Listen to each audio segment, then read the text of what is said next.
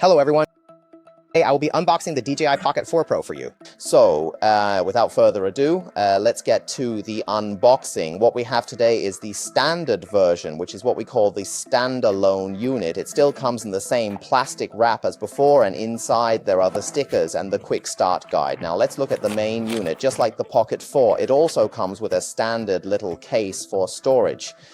Now let's open it up and see what accessories are included. After opening it, there is a compartment for accessories on the top layer. Oh, the standalone version actually comes with a fill light now. I think this is quite useful for many entry-level female users. The standard version includes a fill light.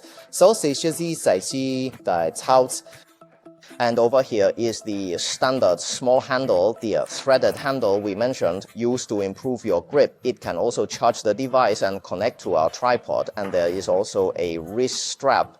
I think DJI has finally solved the problem of attaching the wrist strap on this Pocket 4. It is much easier to attach now.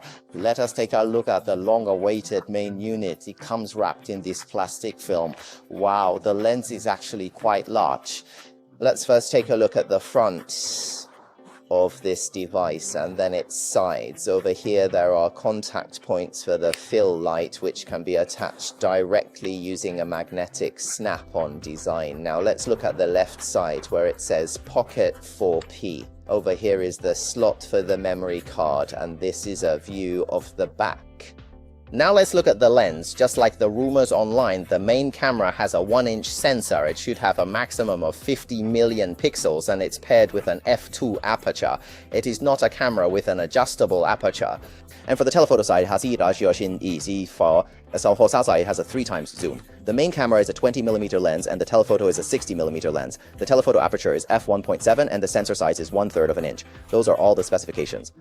As you can see, the lens on our Pocket 4P actually has a filter setting, so you can remove this filter by turning it counterclockwise, and once removed, we can swap it for things like neutral density filters, circular polarizers, or even soft focus filters to achieve better shooting results.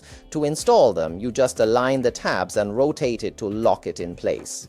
Let's turn it on to show you. It uses the same sliding power on method. Say, that's the same sides.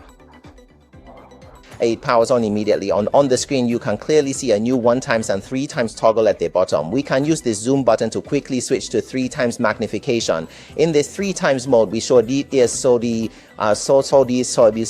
should also be able to reach a maximum of 12x zoom using the zoom toggle. Alright, let's switch to the main camera to film this little horse in the frame. As you can see, it's quite far away, and this is a wide 20mm lens. By switching to the telephoto lens, we can quickly zoom in on our subject. This should be very useful for capturing distant scenery during daily travels. Now let's also compare our previous Pocket 3 with this Pocket 4.